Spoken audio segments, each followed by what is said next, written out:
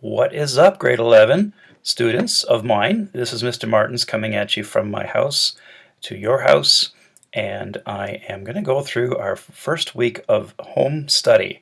And I hope you guys are doing okay, and I hope that you are spending some time every day on all of your school classes, because I mean, let's face it, what else do you got to do, right? So we're going to start out a little slow this week, and every week I'm going to be posting some new videos, and hopefully that will get us through this entire crazy crisis that we find ourselves in. So I'm doing this raw, unedited. If I mess up along the way, just forgive me and we'll just keep going with that. So I want to start, before we do any coding, just on the first week, kind of navigating you around how things are going to work. So hopefully by now you know that we're meeting every Wednesday if it's my period 3 class, or Friday if it's my period 5 class. So try to keep that schedule, and basically what I'm going to do is make myself available on our given day between the hours of 10 and noon in a chat room right inside D2L. Okay, so as you're working on things, if you have any problems, any questions, that would be the first thing to try to do to get a hold of me, is to be available yourself during those times between 10 and 12, and you can just pop me a quick message in the D2L chat room, and I'll show you where that is in just a second. But before you even start this lesson, I hope you've had a time, or a chance rather, to take some time to install the files that you need so that we can do some home study. Now, I decided, just for easiness sake, that we'll use a program called Bluejay. Now, before you lose your head about it, if you've already got NetBeans at home and you're happy with NetBeans and it's running for you, you can still totally use NetBeans. Okay, but my lessons will be in Bluejay, and if you want to follow along in NetBeans, that's fine. But if you don't have anything installed, then Bluejay would be the way to go. All right, so I did post a video just here on the home page of how to install Bluejay at home, how to get the console up and running, and there's also written instructions that kind of do the same thing as the video, so you can follow either of these that you want to, and you can pause along the way and just sort of go at your own pace. Alright, so in addition to this, I want to go into content here, and I want to show you how we're organizing our class week by week while we go through this. So what I've decided to do, guys, is just create these new kind of chapters or modules that are going to go week by week at home. So you'll see week at home and then the date at the start of that week. And then as the weeks go by, hopefully not too many, but you know, every week that goes by there'll be another week entry here that you can use to follow along. And typically in every week you're going to see a video. Now I'm actually recording the video for this week as I speak, but once I'm done the video, it'll be posted here as well. There'll be some notes that are important for the week. There'll be an assignment for that week, and there'll be a Dropbox for the week. Okay, and down here you can see this week 1 chat, which is currently not available to you guys, but when it's your 10 to 12 time slot, this will also be available, and you can click on it and enter it if you want to talk to me in the chat room. All right, so that's basically how it's going to work. Now, in the event that you miss the chat and you still want to get a hold of me, you can certainly do that. Now, my preference is that you use the internal D2L email system, okay? Not the email system that we normally use outside of school, but within D2L, there's also an email system. And it looks like I've got a message up here already. But this little, I guess, envelope button is where you go to email me if you have any other questions. Okay, so if I just click on this right now, there's a student from my grade 10 class who needs some help right now. Okay, but you know, I won't show you his email, but if you go to the email here, you can send me an email. Okay, so I'll go there and I'll just sort of show you really quickly how that works.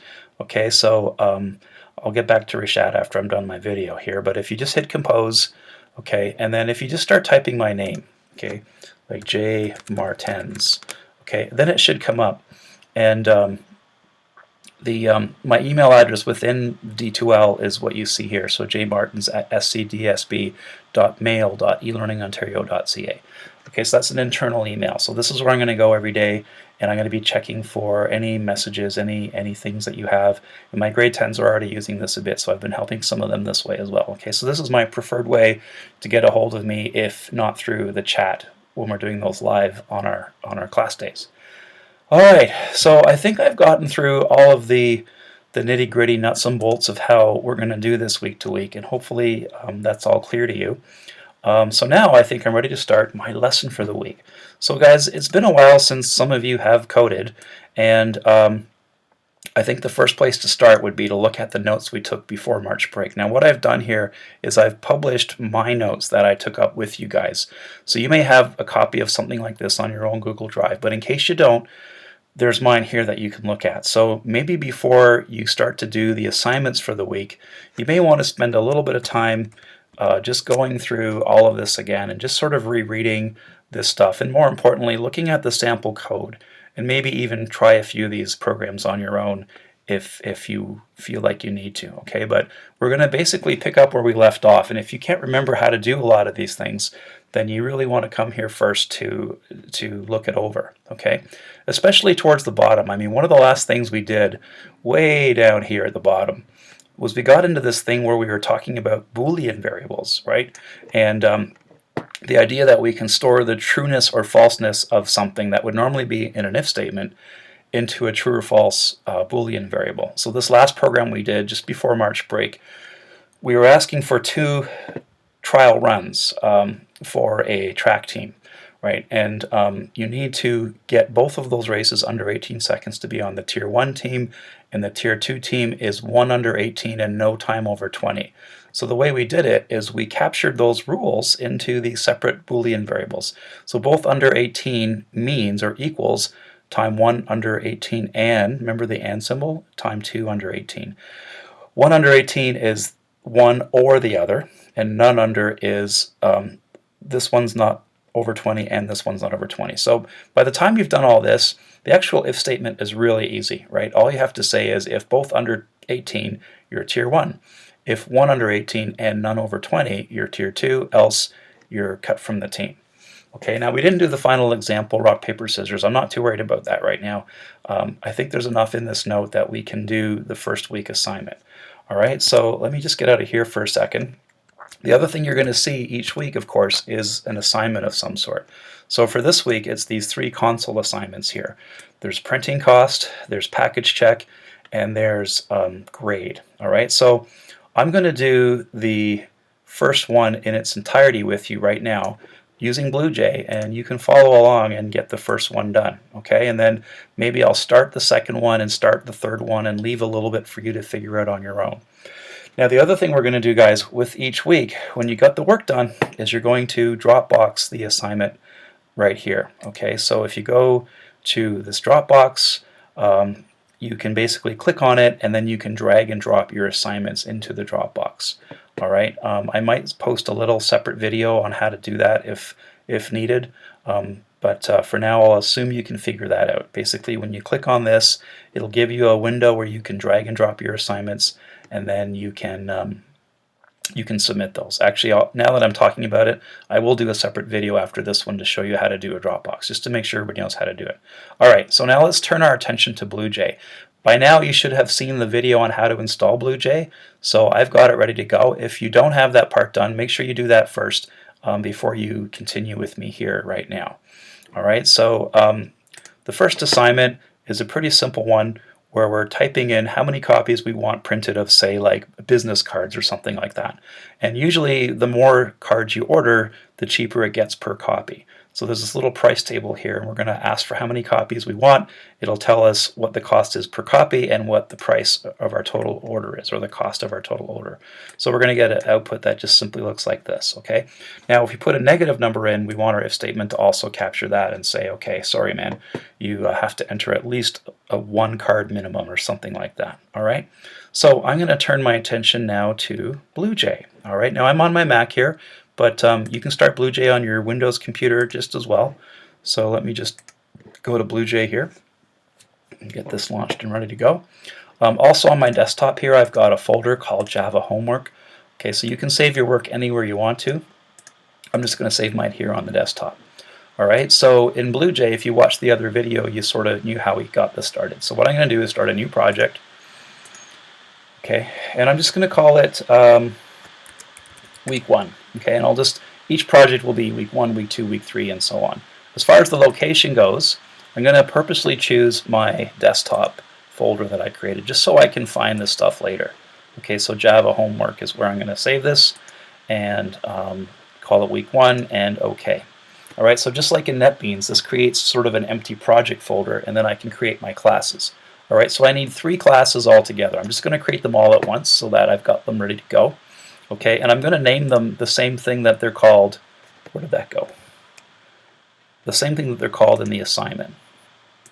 Okay, so printing will be one, package check will be one, and grade will be the third one. All right, so I'll just get that going here. Okay, so new class, call it printing, and OK. And then another new class called package check. And then the third class is called just grade. I can just use this button here. So it's called grade. And OK. All right, so there's my 3 classes made, and I just have to go and edit each one. Meanwhile, back in Java homework, you'll notice that there is a folder called week 1. Inside of there are the 3 files, printing, package check, and grade. Ultimately, guys, these are going to be the 3 files that you're going to upload for me to the Dropbox for me to mark to make sure that you're getting this. All right, so let's do printing together. Okay, now I'm assuming you've got the console HSA jar file in its right place from the other video, so I've already got that ready to go, so I can just start coding right away. All right, so going into printing here. What Bluejay does is gives us lots of code that we don't need. So I'm just going to delete everything except the name of the class in the final brace here. Okay, so I'm just down to this now. Okay, now all of our classes are going to start the same way. So you're going to go import hsa.star, just like we do with NetBeans. The only thing is we have to type our own main method. So public static void main string args. Okay, so you have to put that in every time you do this, and then 2 braces, and just press enter to open that up a little bit. Okay, one thing I do like about Bluejay, it does kind of color code things a bit to make it easier for us to follow the structure of our code. All right, and then console C equals new console. All right, so you can go ahead and actually do this for all 3 of your classes if you want to, because they're all going to start the same way. To run a class again, first you have to compile it. So I'm going to hit compile, class compiled, no syntax errors. And then if I want to run it just to make sure that it works properly, I can just right click on the printing and I can just say, I can go to this void main and I can say OK, and then it'll run it for me. And all it's going to do right now is pop up a console, right? So there it is there. Just want to make sure it's working, and it's working fine. All right, so really quickly, I want to have a couple variables. So I'm going to have a double variable called per copy, which I'm going to set to be 0 to start with, which I can initialize it if I want to, and then total cost, which I'll also set to 0. Okay, I'm going to have an int variable called num copies, and away I go. All right, and if I'm going too fast for you, of course, this is the beauty of video. You can just pause it. So I'm going to go, c.print enter number of copies, 1 minimum, or something like that, right? Just so they know that they're supposed to put in at least 1. All right, so that looks okay, and then I'm going to say num copies equals c.readInt. Okay, now we need an if statement to decide what to charge them. Now, one possibility is that they don't enter a positive number. So if I want to, I can start with that as my first thing. So I can say something like if num copies is less than or equal to 0, right? Then I can have some kind of an error message come up. Okay, and you can see the if statement kind of goes purple in Bluejay. Okay, so I would say something like c.println error must be positive number, or something along those lines. Okay. All right. Now, the other possibilities are like else if num copies less than or equal to 99, right? And then we need we need 2 braces for that. Okay. And then there's going to be, and I'm just going to keep going here, and I'm going to copy and paste this just to save myself some time because I know I'm on video here. And again, please pause if this is going too fast for you. Let me just check with the question here really quick. So there's 1, 2, 3, 4, 5 different levels. Okay, so I need if, so I need 1, 2, 3, 4, and then the fifth one is going to be just an else, okay, because we always finish with anything else is this last default choice. Okay, and all we're going to do inside of here is we're just going to assign per copy equals 0.30, okay, because if it's less than 99 copies, or 0 to 99, it's 30 cents per copy. Okay, so I'm just going to go through, and that's all this if statement is doing, is it's assigning per copy to be some number. Okay, now remember, we initialized it at 0 up here, so it could still be 0 by the time we're done. If it chooses this first thing here, then it'll stay at 0. Okay, but it might become one of these other things if we have a right number of copies. Okay, and don't forget too, if I'm copying and pasting, I've also got to change these rules a bit, don't I? So this will be $4.99. This will be $7.49. $7.49. This will be 1,000. So less than 1,000. And then anything else would be over 1,000. So that would be down here, right? So this would be like 0.25. Sorry, per copy equals 0.25. All right, and then for under 749, it's per copy of 0.27, and then under 1,000, per copy equals 0.26. All right, so by the time we're done this if statement, we figured out per copy is one of these numbers. Okay, and definitely it's going to be something because we have an else to guarantee it's going to be something. All right, so then the next thing we got to do outside of our if is we got to calculate total cost equals per copy times num copies. All right, and that's it. And then we just have to print our answer. So c.println, and we'll just do it this simple way. So cost per copy is plus, we're just going to tack on per copy. Maybe I'll print a $sign right here as well. Okay, and I know I'm going kind of fast, but I'm just because I'm videoing this, I want to make sure I don't have too large of a video file. Total cost is $sign bracket plus total cost. All right, and that's the first program basically done. All right, so what I want to do now is compile it again. Okay, it looks like I've got an error somewhere. Looks like I just kind of messed that up. Got a little space there. Compile it again. And now at the bottom it says class compiled, no errors. Awesome. So I'm just going to go back to my main menu here, and I'm just going to right click and I'm going to run this. Okay, and I'm just going to run it twice just to make sure, you know, it's working more or less. So if I say I want 475 copies, okay, 28 cents, which I think is the right price for 475, and then the total cost is that. Okay, so you can run it a few more times just to make sure that you get the answer you're looking for. This time I'm going to order a lot of copies, like 1, 2, 3, 4, and that should give me the lowest price of 25 cents a copy, and sure enough it does. Everything's working fine. We could use string.format if we wanted to make this look a little bit better, but for this one, this time around, I'm happy with that. Alright, so let's just quickly do package check, and I'll leave grade for you guys to figure out on your own, okay? But we can look at package check together. If I go back to the question here. Okay, so for package check, we're going to use that Boolean thing, okay, just to check ahead of time to see if the packages can be delivered. Okay, so basically the rule for a delivery service is that we won't accept packages that are over 27 kilos or larger than 100,000 cubic centimeters in volume.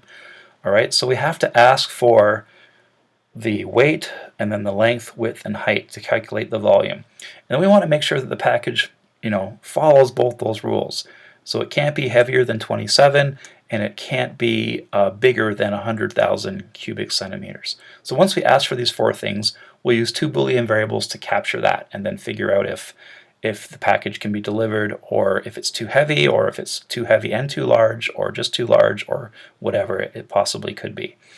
All right, so that would be package check here. So I'm going to open this up, and just like the other program, we're just going to really quickly take everything out of here, except for the bottom brace.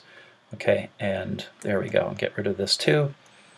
Okay, and then I'm just going to go import hsa.star, and I'm going to say console c equals new console.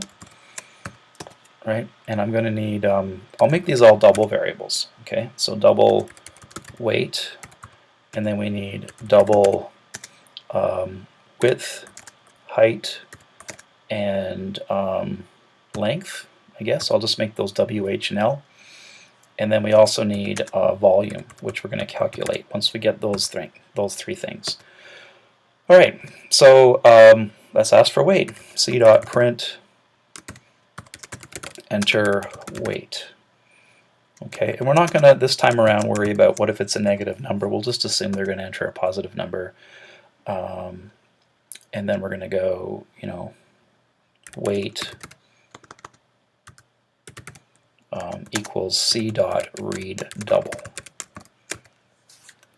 All right, and then we're going to just basically repeat that. I'm not sure what's going on here. Let me just compile this. I'm getting some kind of an error.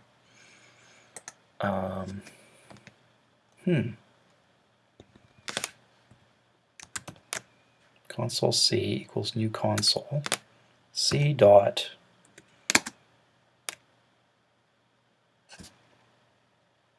Oh, I know what I did wrong. Sorry, guys. I forgot to put in the main method. See what I said earlier? When you're doing this on video, you could flub things up.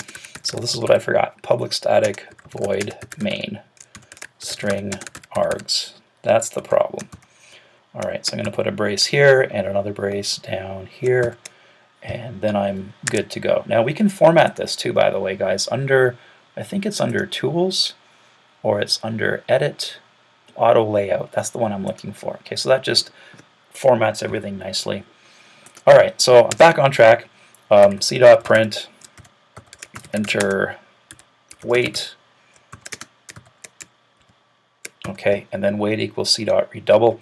For the interest of time, I'm going to copy and paste this because I need to ask for 3 more things. 1, 2, 3. All right, and this is going to be enter height, and this is going to be enter, what's next? Width, which is my W variable, and this is going to be enter length. Okay, and then I got to make sure that I change these here as well. So this is H for height, this is W for width, not to be to be confused with the weight variable, and then this is the length down here. All right, so volume equals width times length times height. Okay, so now here's where our Boolean variables come into play. So I can declare those up here, which I should do anyway. I should have all my variables declared at the top. So Boolean too heavy and too large. Okay, so down here, too heavy means the weight is greater than, I believe it's 27. Isn't that the rule? Let me just double check here really quick. Heavier than 27, right? Okay, so let me just go back, and so that's good. Too large means volume is greater than 100,000. Okay, so then this is going to make it easier for us to write the code to finish this off. So then I'm just going to go like this: if too heavy and too large,